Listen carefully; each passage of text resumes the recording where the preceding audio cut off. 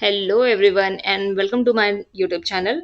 आज हमारा है 10 lecture number 10। Okay, so this is our lecture number 10। हमने सक्सेसफुली लेक्चर 9 तक कंप्लीट कर लिया है एंड आई होप आपने वो वीडियोस नहीं देख लिए होंगे। अगर आपने वो वीडियोस अभी तक नहीं देखे तो प्लीज़ इस सीरीज़ को कंप्लीट कीजिए, क्योंकि ये सीरीज़ आपके एग्जाम में बहुत ज़्यादा हेल्प करने वाली है। कैसे? क्योंकि ये सारे के सारे PYQs के क्वेश्चन है जो डिफरेंट डिफरेंट एग्जामिनेशन में पूछे गए, जिसमें से आज हम देखने वाले हैं climate. Okay, so climate is a very important section और क्लाइमेट को 3 सब कैटेगरीज में डिवाइड किया गया है। जो सबसे पहला था वो था मानसून। ठीक है, मानसून से किस तरह से क्वेश्चन बनते हैं वो हमने इससे पहले वाली वीडियो में देखा है। अगर आपने नहीं देखा है तो प्लीज़ देख के आइए उसे, क्योंकि वो आपके एग्जाम में ही हेल्प करेगा। मैंने तो पढ़ लिया है, मुझे तो हेल्प हुई है, मैंने तो सॉल्व किया है। अगर आप आपके ऊपर, अगर आप एग्जाम में अपने 2 नंबर पक्के करना चाहते हैं, आप चाहते हैं कि आपसे सवाल हो जाए ज्योग्राफी के और गलत ना हो, तो कर लीजिए, क्योंकि PYQ से बढ़िया mock question I don't think so कि कहीं होता है। सेकेंड है हमारा रेनफॉल एंड थर्ड है हमारा विंटर रेनफॉल। ठीक है, तो ये 3 सब कैटेगरीज में क्लाइमेट डिवाइडेड है और क्लाइमेट से क्वेश्चंस यूपीएससी हो, अदर स्टेट एग्जाम्स में हर साल, each year they have been asking questions on the climate. Climate climate change is important topic. Climate is important topic. So basically climate is important, I will say the important. So I request you ki please go and watch the previous video also, because it's really going to help you in your exam. And चलो आज का video हम start करते हैं। Let's don't waste a lot of time and starts video. So basically I'll give you the overview about this section. What is the annual rainfall? It is, so it is the average rainfall. ठीक है, average rainfall basically क्या है? अगर हम एक average rainfall देखेंगे तो सबसे ज़्यादा बारिश जो है रिसीव होती है नॉर्थ ईस्ट स्टेट्स की तरफ होती है, एंड सेकंड पे आती है दिस वेस्टर्न घाट रीजन। ठीक है, उसमें भी एक इंपॉर्टेंट पॉइंट है कि जो केरला है वहाँ पे 1 जून को सबसे पहले जो है रेनफॉल रिसीव होती है, उसके बाद ही किसी अदर स्टेट्स में रेनफॉल होती है। ठीक है, आई होप यू इतना क्लियर हुआ होगा। अब हम क्वेश्चंस को सॉल्व करते हैं, बिकॉज जैसे जैसे हम क्वेश्चन सॉल्व करेंगे हमारी क्लियरिटी और बढ़ती जाएगी। सबसे पहले क्वेश्चन को देखेंगे हम। The first question is what is saying India gets maximum rainfall mainly from. ठीक है, तो हमने एनसीईआरटी में पढ़ा है कि साउथ वेस्ट मानसून से इंडिया को सबसे ज़्यादा रेनफॉल रिसीव होता है। ओके, सो क्या रीज़न क्या है इसका? क्योंकि अप्रैल और मई के मंथ में जो है सन जो है वर्टिकली हमारी जो क्या बोलते हैं ट्रॉपिक ऑफ कैंसर के ऊपर होता है, and the large mass of जो नॉर्थ का जो फिर प्लेन होता है, यानी कि बहुत बड़ा एक एरिया, क्योंकि सन जो है आप सबको पता है कि एक ये इंडिया है और इंडिया के इस रीजन से है जो ट्रॉपिक ऑफ कैंसर है, this is tropic of cancer.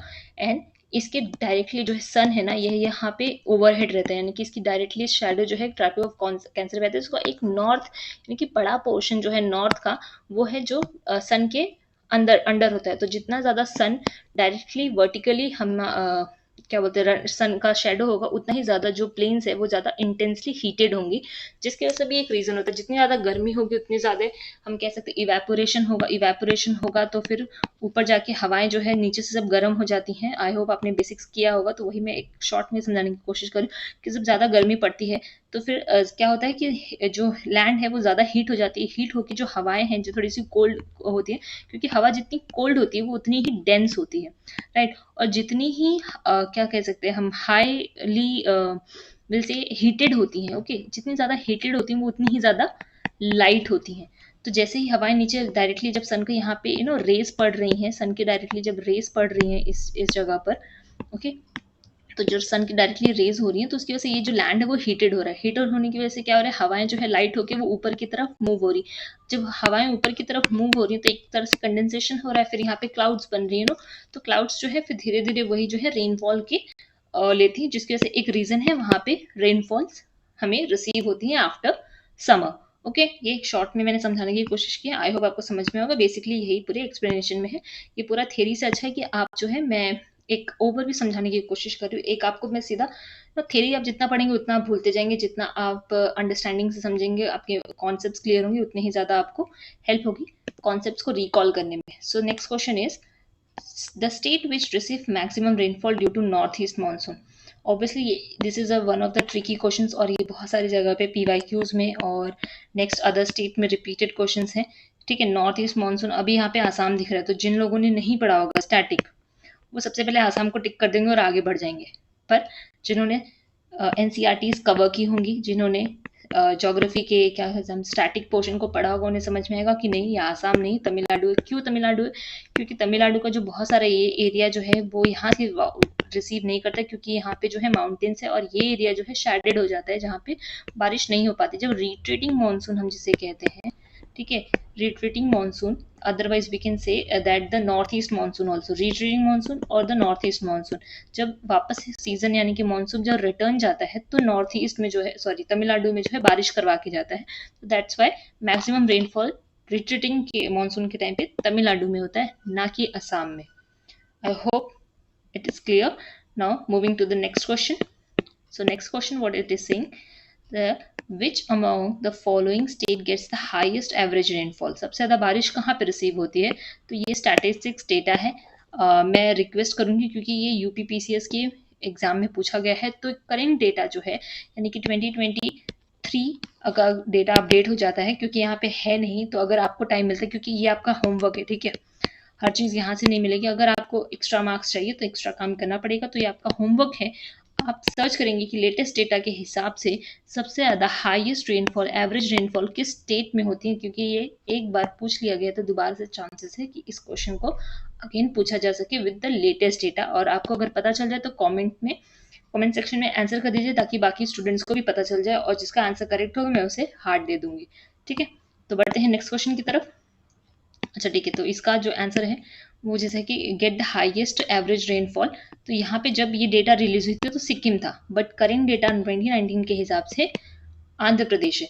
और आपको चेक करना है कि लेटेस्ट डेटा के हिसाब से अब कौन सा स्टेट है और उसे कमेंट करना है। Okay, next question, which among the following pairs places have the most marked difference in the total annual rainfall even though they're located approximately among the same latitude? मतलब कहा जा रहा है कि किन दो लैटिट्यूड्स पे जो है ये जो है हमारा लैटिट्यूड है, जब हम ऊपर की तरफ इंक्रीज होते हैं तो वो हमारा अल्टीट्यूड हो जाता है, ठीक है। तो किन दो, इन्होंने बोला लैटिट्यूड्स पे, चाहे वो बैंगलोर हो, चाहे वो चेन्नई हो, मुंबई हो, विशाखापट्टनम हो, और अजमेर हो या शिलोंग हो, या नागपुर हो या कोलकाता हो, जहाँ का जो है अप्रॉक्सीमेटली एनुअल रेनफॉल इवन मतलब टोटली डिफरेंट हो। यहाँ पे एक है तो सेम लैटिट्यूड पे, पर जिनका टेम्परेचर या रेनफॉल जो है, तो ऑब्वियसली हम देखेंगे अजमेर और शिलोंग, मतलब बाकी सबका आपको पता हो या ना पता हो, पर इतना अगर मुंबई देखोगे तो कहोगे नहीं, विशाखापट्टनम तो आंध्र प्रदेश वगैरह में हाँ बारिश सेम होती होगी। बेंगलुरु चेन्नई तो ऐसा कुछ सेम लैटिट्यूड पे नहीं लगते बेंगलुरु और चेन्नई। नागपुर और कोलकाता हमको एग्जैक्ट नहीं पता, तो शायद हो सकता है कि सेम लैटिट्यूड पे हो, पर कोलकाता में ऑब्वियसली थोड़ी ज़्यादा बारिश होती होगी एज कम्पेयर टू नागपुर, पर नागपुर में भी इतनी कम बारिश नहीं होती। नागपुर में इवन अरेबियन सी से और जो है बे ऑफ बंगाल दोनों तरफ से जो है इसे रेनफॉल रिसीव होता है। पर जब हम अजमेर देखेंगे तो हमें पता है कि हाँ यार थोड़ा ना शॉर्ट रेनफॉल होता है, मतलब अजमेर की तरफ थोड़ा कम बारिश होता है, क्योंकि ये तो बेसिक है, जनरल है, और कॉमन सेंस भी लगाना है। ऐसा नहीं कि सारे सवाल को अपने बस रटा ही हो, नहीं, कुछ हमारे जनरल लाइफ से भी हमारे सवाल सॉल्व हो जाते हैं, कुछ बेसिक कॉमन सेंस लगाना होता है। तो हमें पता है कि अजमेर में थोड़ी कम बारिश होती है, राजस्थान बेसिकली कम बारिश होती है, बाकी शिलोंग तो हमें पता है भाई हिल स्टेशन है, वहाँ तो ज़्यादा बारिश होती है, ठंड भी ज़्यादा रहती है। तो एक तुक्का अगर मारेंगे तो एक जो है ये आंसर सही निकल सकता है, ठीक है। सेम लैटिट्यूड में होके अलग अलग जो है रेनफॉल के इनके एवरेज वेरी करता है, ठीक है। तो नेक्स्ट क्वेश्चन क्या है, average annual temperature meteorological station, यानी कि एवरेज जो है average annual temperature which is 26 degree Celsius, फिर एनुअल रेनफॉल, ठीक है, एनुअल रेनफॉल कितना 63 सेंटीमीटर, तो कुछ 6300 mm वगैरह होगा। उसके बाद है 9 डिग्री सेल्सियस, फिर द एनुअल रेंज टेम्परेचर, पूरे साल का एनुअल रेंज टेम्परेचर जो है दिस है। उसके बाद एवरेज रेनफॉल दिस है। तो किस जगह का हो सकता है, इलाहाबाद है, चेरापूंजी है, चेन्नई है, कोलकाता है। तो it is a very static, हम इतना मतलब सारे फैक्ट्स नहीं रटे हो सकते हैं। तो अगर किसी को नहीं आता है तो कोई लोड की बात नहीं है, पर अब आपको क्वेश्चंस में आ गया है PYQs में, तो अब अच्छा होगा कि इसे समझ लें कि भाई इसका क्या स्टेशन है। और अब आपका एक और काम बनता है कि आप PYQs को कैसे एनालाइज करें। सिर्फ PYQs को रटना नहीं होता है, PYQs में जो ऑप्शंस हैं, जो आंसर्स हैं, उसको आपने देख लिया, लेकिन अदर जो 3 ऑप्शंस हैं ना, स्पेशली IAS के एग्जाम में, उन तीनों ऑप्शंस का भी हमें एक नोट्स बनाना पड़ता है। अब आपका होगा कि एटलीस्ट जो इम्पोर्टेंट सिटीज़ है आप उन्हें पढ़ लीजिए, इम्पोर्टेंट सिटीज़ को, और उन्हें पढ़ने के बाद जो है आप उनकी नोट्स बनाइए कि वो उनके उस इम्पोर्टेंट सिटी के पास से कौन सी रिवर जो है क्रॉस होती है, कौन सा इंपॉर्टेंट वाइल्ड लाइफ सेंचुरी है, कौन सा इंपॉर्टेंट नेशनल पार्क है। तो इस तरह से आपके एक क्वेश्चन के अंदर आपने एक लेयर कंप्लीट किया, 2 लेयर कंप्लीट किया, तो किस तरह से आता है। जैसे कि अगर यूपीएससी है तो यूपीएससी जो है ये 3 लेयर्स बने हुए हैं, तो यूपीएससी बेसिकली इन तीनों लेयर्स का एप्लीकेशन पूछ लेती है। पर जो स्टेट एग्जाम्स होती हैं वो जो है ऊपर से पूछती है, वो बहुत कोर तक नहीं पहुंचती। पर यूपीएससी जो आजकल कोर तक पहुंच जाएगा। आपने सिटीज पढ़ी तो आपके उसके near by areas, temperature, annual rainfall, wild life sanctuaries, reverse, आपको सब कुछ अब पता होना चाहिए। तो इस तरह से आप जैसे जानने लगेंगे ना, तो ये आपका ज्योग्राफी और स्ट्रॉन्ग करते जाएगा और आपको कॉन्फिडेंस देगा। तो जो बिगनर्स है, जो अभी स्टार्ट कर रहे हैं, वो घबराए नहीं, आपके पास बहुत टाइम है। और इसी तरह से अपनी तैयारी पक्की कीजिए, मजबूत कीजिए, और हॉलिस्टिक वे में पढ़िए, एक इंटीग्रेटेड वे में पढ़िए, ठीक है, जो आपको मेंस में भी हेल्प करेगा और प्रीलिम्स में तो ऑब्वियसली करेगा ही। So the next question is which among the following is the correct sequence of the given Indian cities. मतलब बेसिकली पूछ रहा है कि इसमें से कौन सा करेक्ट सीक्वेंस है जहाँ पे जो है बारिश जो है इंक्रीजिंग ऑर्डर में बेसिकली लगाना है, इंक्रीजिंग टू हमें डिक्रीजिंग में जाना। सबसे ज्यादा बारिश कहाँ पे होती है, अब यहाँ पे कंफ्यूजन। इतना तो हमें पता है कि सबसे कम जो है पटना से कम तो दिल्ली में होती है, तो पटना जहाँ पे भी एलिमिनेट होगी, मतलब दिल्ली दिल्ली बचा। अब हमारे पास 50-50 हो गया चांसेस, ठीक है। तो अब कोलकाता और कोची में रही सिर्फ। तो हमने इससे पहले पढ़ा था कि अगर कंफ्यूजन होता है, ठीक है, तो अपने तो एक लॉजिक लगाया, तो हम 50-50। अब एक और लॉजिक लगाना है कि कोलकाता जो है, हमें लग सकता है कि हाँ शायद बे ऑफ बंगाल से ना ज़्यादा बारिश होती, पर कोची कोची में सोचेंगे कि हाँ यहाँ पे भी बारिश होती, पर अब ज़्यादा किस में होती। तो अपनी एनसीईआरटीज पे, ओके, एनसीईआरटीज पे और बेसिक सोर्स पे ट्रस्ट करना है, जहाँ पे लिखा हुआ था कि 1 जून, ओके, 1 जून से Kerala was the first state, Kerala was the first state in all over India which received first, है ना, फर्स्ट वो कैन से, या फिर हाई रेनफॉल।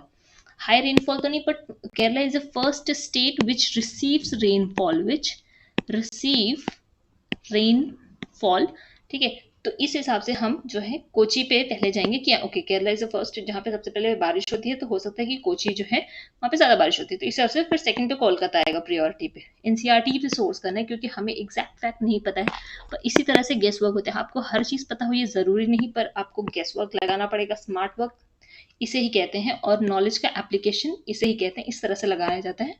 आई होप मैं आपको क्वेश्चंस के साथ साथ ट्रिक करना भी सिखा रही हूँ, मैं आपको क्वेश्चंस के साथ साथ जो है ट्रिक लगाना भी सिखा रही हूँ, किस तरह से क्वेश्चन को सॉल्व किया जाता है, कैसे आप 50-50 पे होते हैं, किस तरह से एलिमिनेशन टेक्निक हुआ करता है, उस टाइम पे क्या सोचना होता है।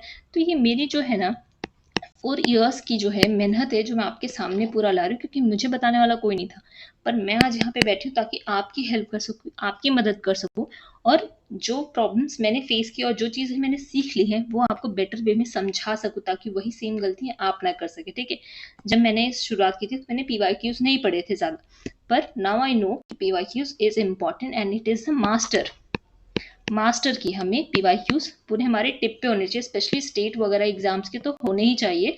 मिनिमम 50 मार्क, 15 नहीं, सब 10 कहते हैं, पर मैं 15 कहूँगी। और अगर आपके बहुत टाइम है, टाइम बचा हो, तो आप 30+ ईयर्स के पीवाईक्यूज को कर लीजिए, कोई बुराई नहीं है ना। मतलब जैसे आपको प्रैक्टिस करना है मॉक वगैरह की, वैसे आप पीवाईक्यू की कर लीजिए।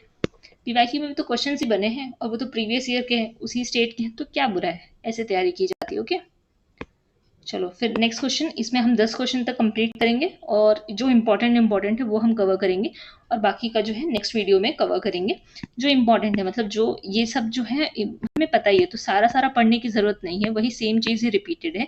तो हम नेक्स्ट वीडियो में जो इंपॉर्टेंट टॉपिक्स कवर करेंगे, इसके अंदर आप समझ लीजिए किस तरह से क्वेश्चन आते हैं, ठीक है, उन क्वेश्चन को कवर करेंगे, और हमें समझ में आएगा कि पैटर्न क्या है पूछने का। अब जैसे कि यहाँ पे पूछा है मैंगो शावर क्या होता है, जो क्रॉप है मैंगो का उसको पकने के लिए जो है मैंगो शावर होता है, उसको अलग भी नाम से जाना जाता है, जो इसमें मतलब इसी नाम को जो है हम अप्रैल रेन भी कहते हैं एंड समर शावर भी कहते हैं। तो मैंगो शावर के 2 और नाम है, समर शावर, और सेकेंड नाम है जो इसका अप्रैल रेन्स, ठीक है। तो 2 और नाम इसके और हैं मैंगो शावर के। और बेसिकली इस किस रीजन को कहा जाता है, जो हल्की सी बारिश होती है ना, तो उसको हेल्प होती है, जब एक हल्की सी एक बरसात हो जाती है तो मैंगोज को ना हेल्प होती है, वो पकती हैं, फिर वो ना जल्दी पकती हैं, तो उसको इसलिए एक सेलिब्रेशन के तौर पे देखा जाता है, एक खुशी के तौर पे देखा जाता है। Next question, among the following places one gets the least rainfall. अब जैसलमेर है, बीकानेर है, चेरापूंजी है, तो चेरापूंजी तो हाईएस्ट रेन करता है और ये यूपीपीसीएस का 2000 का सवाल है। पर लेह जो है सबसे कम बारिश जो है वहां पे रिसीव होती है। Moving on to the next question. Next question is 8 number. Okay, so this is done. Leh सबसे कम बारिश होती है, लेह में हमने देखा। उसके बाद हम नेक्स्ट क्वेश्चन करते हैं। So next question is, which among the following place have the lowest rainfall? Same question repeated. देखो यूपीपीसीएस 2010 में भी पूछा, फिर 8 में भी पूछा, 9 और देख रहे हैं लगातार उसने पूछा, 8 में पूछा, 9 में पूछा और फिर 10 के मेंस में पूछा। मतलब एक नंबर जो है, सॉरी 1.44 नंबर उन स्टूडेंट्स को इजीली मिल गया सिर्फ पीवाईक्यू पढ़ने से। इस तरह से आप भी नंबर ले सकते हैं जब अपने पीवाईक्यू के कॉन्सेप्ट्स को स्ट्रॉन्ग करेंगे। Next question, which one among the following place has the lowest rainfall during the southwest monsoon? This southwest monsoon में सबसे ज्यादा कम रेनफॉल किसे रिसीव होता है? Which is Chennai. चेन्नई जो है तमिलनाडु में है, ऑब्वियस सी बात है, ठीक है। तो इसे कम ही होगा क्योंकि जब पूरे तमिलनाडु स्टेट को साउथ वेस्ट मानसून से कम रेनफॉल रिसीव होता है और नॉर्थ ईस्ट मानसून से ज्यादा रिसीव होता है, तो चेन्नई तो तमिलनाडु में है। तो this was a tricky question 2016 में पूछा गया। तो यहाँ पे आपको अपना माइंड अप्लाई करना था, यानी कि अपने नॉलेज का एप्लीकेशन था यहाँ पे। South west monsoon active from 1 June to 30 September, maximum rainfall in India occurs due to this monsoon. Chennai received the lowest rainfall from the southwest monsoon. Chennai received maximum rainfall from northeastern monsoon. Okay, so the next question is Cherrapunji is located in, कहाँ पे located है? मेघालय में located है। This is very underrated question. I think everybody knows it. So the next question, the highest rainfall in India occurs in, सबसे ज्यादा बारिश कहाँ पे होती है? वेस्टर्न घाट्स में ही होती है, हिमालयाज में होती है, मेघालय में होती है, ठीक है। अगर यहाँ पे सिर्फ नॉर्थ ईस्ट दिया होता था और वेस्टर्न घाट्स दिया होता था तो हम नॉर्थ ईस्ट को पहले कंसिडरेशन में रखते थे। पर यहाँ पे तीनों स्टेट को अगर मध्य प्रदेश बिहार को मिलाएंगे तो वेस्टर्न घाट्स ही जीत जाता है, उत्तर प्रदेश हिमालय तो वेस्टर्न घाट्स। तो इसमें तो मतलब कोई शक ही नहीं है, ये इजिली डूएबल है, ठीक है। सो नेक्स्ट क्वेश्चन, वैसे नेक्स्ट क्वेश्चन इजी ही है, एक हम यहाँ पे ये देख लेते हैं 13 क्वेश्चन तक, और ये इतना नहीं है, मतलब इसके अंदर इतना नहीं है। मैंने क्वेश्चंस को देखा था, ये सब बहुत छोटे क्वेश्चन से और सॉल्व हो जाएंगे। सो जो हमारा नेक्स्ट टॉपिक है ना, which is this winter rainfall, यहाँ से भी ज्यादा क्वेश्चन है, जो छोटा सा वीडियो। बेसिकली मैं क्या समझाने की कोशिश कर रही हूँ, आपको इंपॉर्टेंट क्वेश्चंस बता रही हूँ, किस तरह से क्वेश्चंस पीवाईक्यूज में पूछे जाते हैं। जो भी है, जैसा भी आप उसका लेवल समझ लीजिए कि अच्छा यही लेवल है, यही इसी तरह के क्वेश्चन आते हैं, हमें इसी रेंज में इतना ही प्रिपेयर करना है। क्योंकि इसमें पढ़ने के लिए इतना ज्यादा है ना कि आपको डायरेक्शन नहीं मिल पाता कि कितना पढ़े, क्या पढ़े, कहाँ से पढ़े। जब आप एक बार पीवाईक्यूज के क्वेश्चन देख लेते हो, सॉल्व कर लेते हो, समझ में आता है ठीक है इतना ही पढ़ना है, यहाँ से पढ़ना है एंड देन डन, ठीक है। तो ये जो है पीवाईक्यूज जो है डायरेक्शन दिखाते हैं। तो नेक्स्ट हमने यहाँ तक 12th का क्वेश्चन कर लिया था। जो इंपॉर्टेंट यानी कि जो हार्ड लगते हैं ना थोड़े से, उसको हम देख लेंगे। अब यहाँ पे उसने पूछ लिया है, दिस इज समथिंग अप्लाइड है। So which of the following water management strategy in India is cost effective? कौन सी कॉस्ट इफेक्टिव है, यानी कि पैसा वसूल कह सकते हैं जैसे। तो रेनफॉल वाटर हार्वेस्टिंग, अगर आप बारिश के पानी को स्टोर करते हैं ना, हार्वेस्ट करते हैं, उसे प्रॉपरली रीयूज करते हैं, तो this is one of the most appropriate technique, rain water harvesting. Rain water harvesting is a water management strategy which is cost effective in India. It can be done by building the embankment and use the tanks and also increase the water level. Tamil Nadu is the leading state of the rain water harvesting. क्यों? क्योंकि rainfall जो है तमिलनाडु में बहुत कम है, इसलिए Tamil Nadu state जो है जितनी भी बारिश होती है उसको प्रॉपर प्रोटेक्ट करता है। जिस उसी स्टेट को उस चीज की कीमत होती है जहाँ पे जिसे कम मिलता है।